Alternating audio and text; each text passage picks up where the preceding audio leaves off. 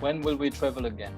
When is it possible to travel to India? Because I had planned a trip to the Himalayas this summer. Okay. Probably it's not going to happen.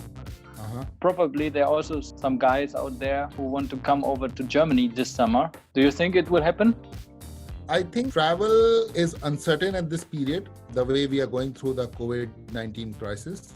And the certainty might come up in next 1 month about when the world could open up or could partially open up, and how feasible would be traveling when the world opens up partially, about the grant of visas, will the visas will be granted, and when it will be started to grant, because the countries, even when they open up, they first try to not get more and more people into the country, because they want to settle down first within their own system and then open up for the others. At the same time, they cannot stop the tourism industry to altogether, so they know that if there are people who are potential going to come up again. So I think maybe in a month we will have a bit more of certainty, considering the outcomes, where Italy has started to do better in terms of the death rate and also the number of infections. We are hoping Spain also follows soon with the measures they have taken. Same is the case with other countries all over the world. And if this continues, maybe in a month, we will have better situation emerging. And then I think there'll be relook into the policies of travel and all. So maybe probably around June, things will open up. And I think this time it will not be as touristy as it has been. Probably this will not be the case this time. So probably let's plan for our bike journey around July and August. And for that, we have to contact Max. What you're saying is, maybe I disagree a little bit on that, because I think, especially in Germany, once the situation is cleared, people will want to travel, and they will travel a lot inside of Germany. So there will be a lot of domestic travel, probably the same also in India.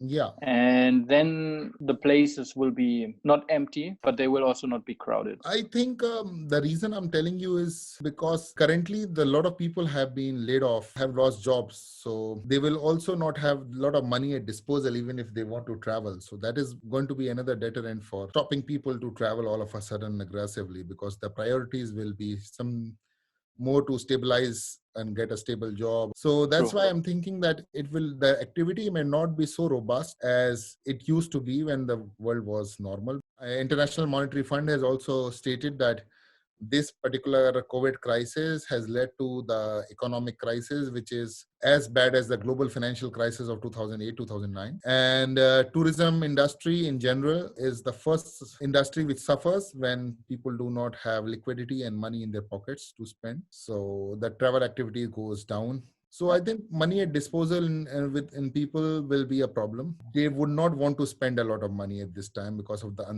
uncertainty of the economic environment, which will lead to a lot of changes in the job environment, job market, maybe renegotiation of the salaries, stuff like that.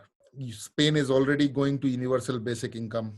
In Italy, there have been reports because of the lockdown, because of lack of earnings, there has been some social unrest in the southern part of Italy already on the supermarkets because of the food security. Like, people are hungry and they don't have money to buy food. The priority of every individual when things get back to normal will be to get back to earn money and to, economically secure themselves. True. And COVID crisis is also going to create a new paradigm among consumers. The patterns of consumptions will change because this will make them more alert and make them go into a saving mode as well, that we have to save money for these kind of crises. We cannot just live on present because the crisis can just wipe us away financially completely. So I think even it will be very interesting to see how the consumption pattern arises after the crisis is over. True. Yeah, good point. Yeah. Majority of the people who are at the job market or here who are having families and responsibilities, many more bills and responsibility than us. When we think of economy as a whole, we have to think of all kind of people living in the world, not just us. Yeah, I agree on that. And also in my company, as I told you, like half of the staff was fired.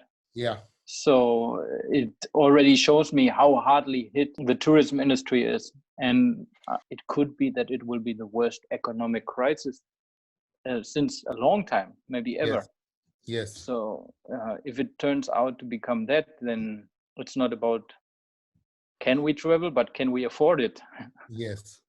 We both agreed on that probably in June, July, things will open up. Yeah. I guess so, yeah. It will take that much of time for things to open up to common people, because I think once the control over the data of reduction in infection, what they call flattening the curve of infection, once that has been achieved, then the governments will be a bit more relaxed in opening up their borders.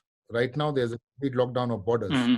It's a territorial lockdown, and that will only ease up once there is more satisfactory data which emerges out of every country. And the researchers are on the topic, and they getting new drugs out, which probably, from my point of view, will help. And once we have the drug that will help for sure, so that less people will die, then the risk of getting infected is not so high anymore. And then we should really see also the other cost of the lockdown. Yes. It has a big cost. And I have full faith in the whole global medical system that they will come up with eventually with a solution. Let's stay positive. Let's stay hopeful. Let's dream about the next trip. About the next trip. Even if it is a small one, owing to our budget constraints or the economic environment, let's do a small one, but we shall do it. Let's keep the bug alive. Yeah. All right. It was a pleasure to have you on the call. Thank you. It's a pleasure to have you on the call as well. And discuss with you. Everybody out there, if you feel a connection to us and you think you want to hear more from us, please consider subscribing and also give us some feedback. Maybe you have some questions of travel topics you would like to learn more about. Then please leave some comments down below. Yes.